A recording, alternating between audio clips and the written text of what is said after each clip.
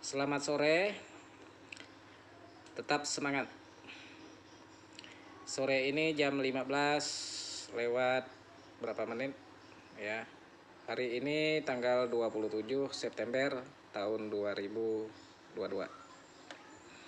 Saya sedikit membahas terkait bantuan dari desa. Bantuan yang bermasalahkan domisili. Domisili itu kan tempat tinggal seseorang bersama dengan alamatnya atau kartu penduduk, tanda penduduk KTP, KK.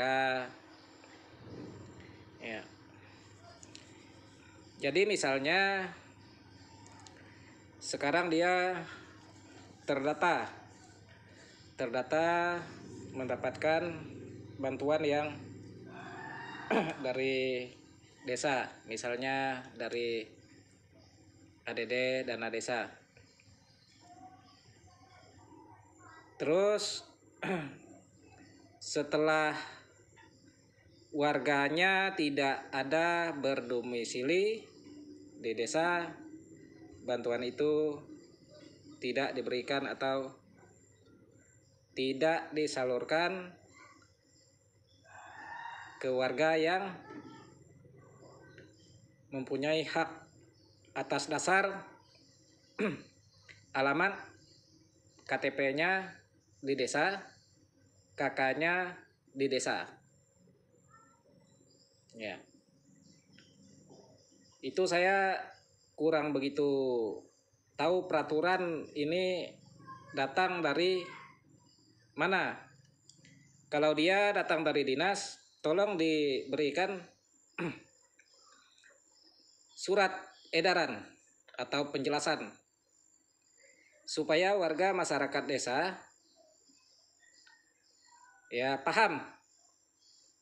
Jadi tidak menimbulkan komplain atau kritikan dari masyarakat desa. Karena setahu saya dari pemerintah pusat tidak pernah dia itu membantu orang berdasarkan domisili. Dari pemerintah pusat membantu masyarakat rakyat kurang mampu ya, seperti kita ini ya, dibantu oleh pemerintah pusat, misalnya seperti bansos. Mereka itu berdasarkan kriteria dan berdasarkan alamat KK dan KTP. Itu sudah benar. Mereka tidak masalahkan domisili orang tersebut. Ya. Jadi kalau ini peraturan dari desa, peraturan dari oknum-oknum tertentu, ya menurut kami ini kami kritik keras. Karena masyarakat desa ya tidak mestinya harus berdomisili di desa. Misalnya dia itu bertualang kerja sawit, misalnya kerja sawit ke desa lain. Misalnya saya di sini, sekarang saya di desa Senangan Kecil. Jadi alamat saya di sini, KTP saya di sini masih Kabupaten Sintang, Dukcapil Kabupaten Sintang. Ya. Terus setelah saya itu mendaftar bantuan, didaftarkan mendapat bantuan. Oke, sekarang saya berada di sini. Oke, misalnya saya menerima. Terus beberapa bulan ke depan ya, saya tidak berada di desa ini lagi. Saya sudah bekerja ke desa luar atau saya masih berpergian ke desa luar, ke tempat keluarga. atau saya bekerja ke desa luar atau ke kecamatan lain karena demi perut. Kalau saya terus nongkrong di desa, anak istri saya mau makan apa? Kalau saya tidak berstiar ke desa lain yang ada pekerjaannya, yang sudah ada pekerjaannya, yang bisa saya kerjakan, misalnya seperti itu. Jadi saya dihilangkan dari hak-hak saya sebagai warga negara Indonesia. Jadi saya dihilangkan hak asasi saya sebagai manusia, sebagai warga negara Republik Indonesia. Saya tidak terima aturan yang seperti itu. Kalau itu memang peraturan dari daerah, peraturan dari bupati, ya, tolong dibuatkan surat edaran peraturan bupati nomor berapa, ya, yang bisa menyatakan bahwa masyarakat yang ingin mendapatkan bantuan harus berdomisili di desa. Itu harus jelas supaya tidak mendatangkan kritik, tidak mendatangkan komplain di masyarakat. Misalnya dia dari dinas, ya, dari dinas itu harus mengeluarkan surat edaran yang resmi, tunjukkan ke warga. Ya, jadi supaya jelas. Nah, jadi kita harap ini dirubah. Tidak boleh menggunakan peraturan begini. Inilah gunanya teknologi informasi. Inilah gunanya, ya, telepon. Kita bisa video call, kita bisa internetan, kita bisa WhatsApp. Inilah gunanya nomor telepon. Misalnya orang yang bersangkutan tidak ada di desa, bisa dihubungi lewat telepon. Ini bantuannya, hak kamu, saya berikan. Itu begitu. Ya. Hak orang itu jangan kita hilangkan. Tolong jangan hilangkan hak-hak masyarakat yang layak menerima bantuan. Pemerintah udah bekerja keras untuk mengangkat ekonomi masyarakat selama pandemi COVID-19 dan ditambah lagi dengan kenaikan BBM. Pemerintah sudah betul. Ya, jadi aturan itu jangan dibuat seenak-enaknya. Nah, jadi saya komplain keras terhadap ini. Saya tetap berpihak kepada masyarakat-masyarakat yang komplain ke saya. Telinga ini sudah penuh mendengar. Ya, saya sendiri yang tidak bergerak dari sini, berdomisili di sini, alamat di sini, KTP di sini, KK di sini. Ya, saya juga tidak pernah saya dapat PKH, tidak pernah saya dapat BPNT. Tapi kalau BLT ADD saya dapat. Ya. Nah, jadi tolonglah gitu ya. Hak-hak warga ini dijaga. Hak-hak warga ini, ya, dipertahankan. Kalau ada oknum-oknum tertentu bilang warga tidak berdomisili di desa jangan diberikan bantuan, itu bisa dilawan. Bisa dilawan. Ya, siapa oknumnya? Bisa dilawan. Nah, jadi saya menyampaikan ini, ya. Kita ini demi kebaikan dan demi memperbaiki masyarakat yang ada di desa kita. Jangan sampai, ya, ini salah penilaian dari masyarakat. Ini peraturan pemerintah. Ya, efeknya ke bupati. Ya, selama ini juga segelintir orang, masih ada segelintir orang, ya, yang mengatakan bupati tidak mampu memimpin, ya, memaksakan diri. Masih ada yang ngomong seperti itu, ya. bupati itu terlalu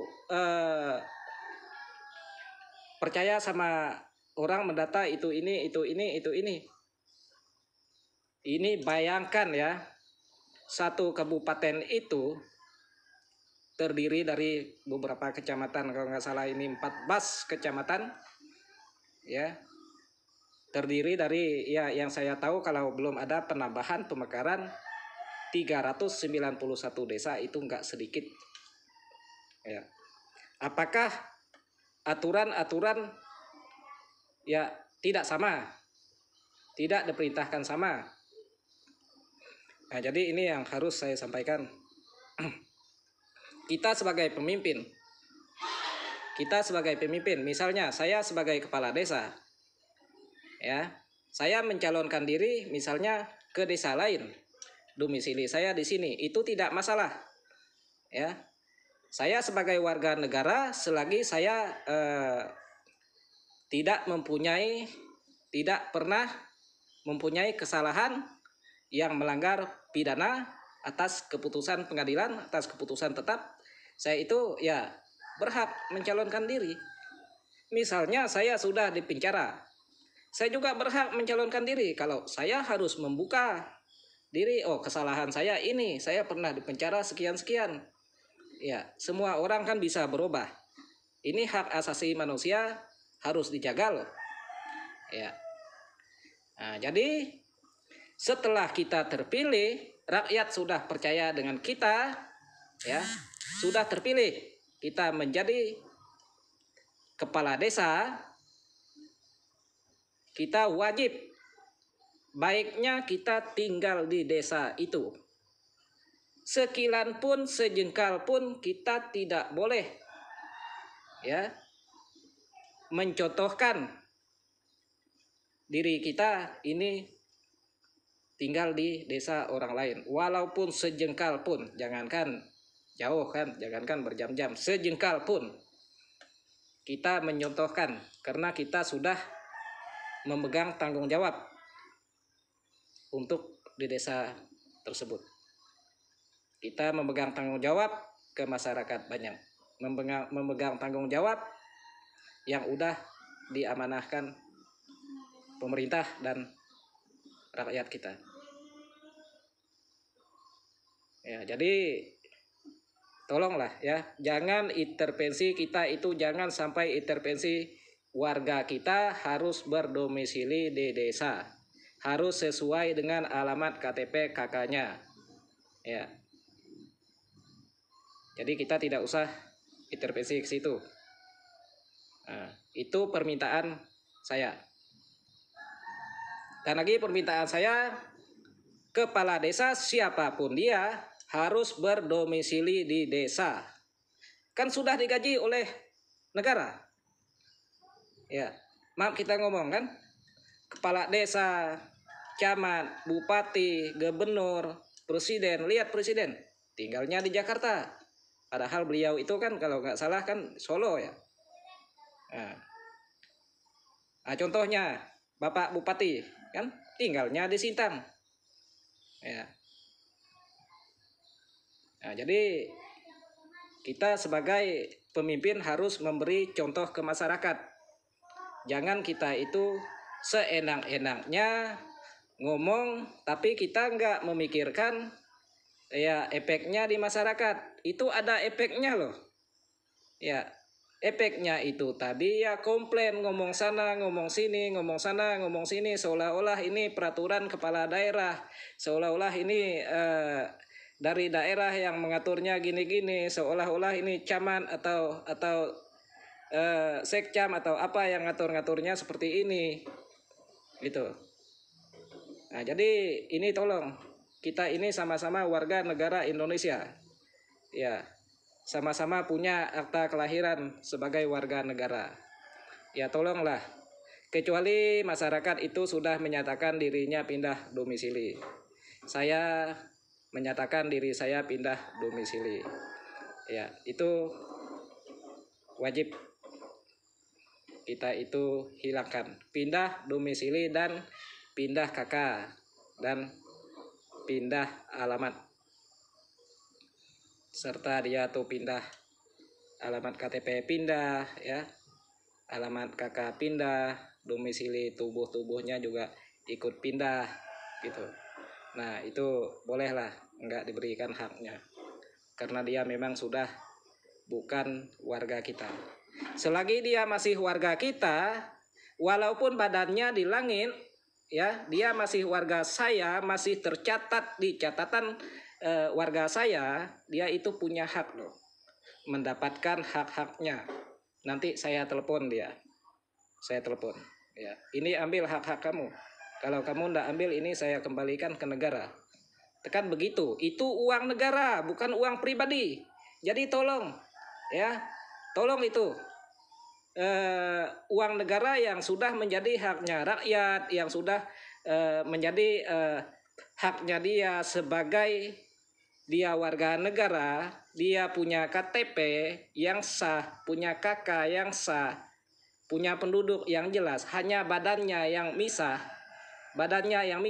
itu tolong ya, jangan dihapuskan, tolong diberikan haknya, kasihan warga masyarakat ya.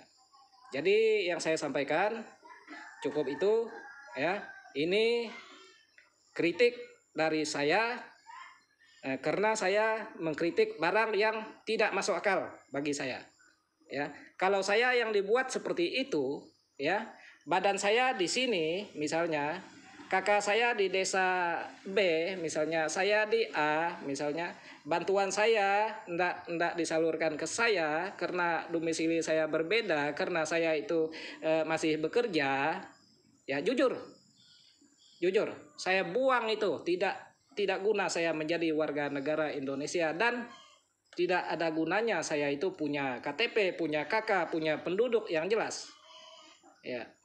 Jadi tolong ya, saya jangankan di camatnya, di bupatinya, di gubernurnya, di Bapak Jokowi sendiri saya berani ngomong seperti ini ya, saya berani ngomong seperti ini. Pemerintah sudah memberikan bantuan untuk kesejahteraan rakyat ya, tapi jangan dibuat aturan-aturan yang seperti itu. Nah, jadi tolong itu diperhatikan ya. Saya rasa cukup itu, terima kasih, selamat sore.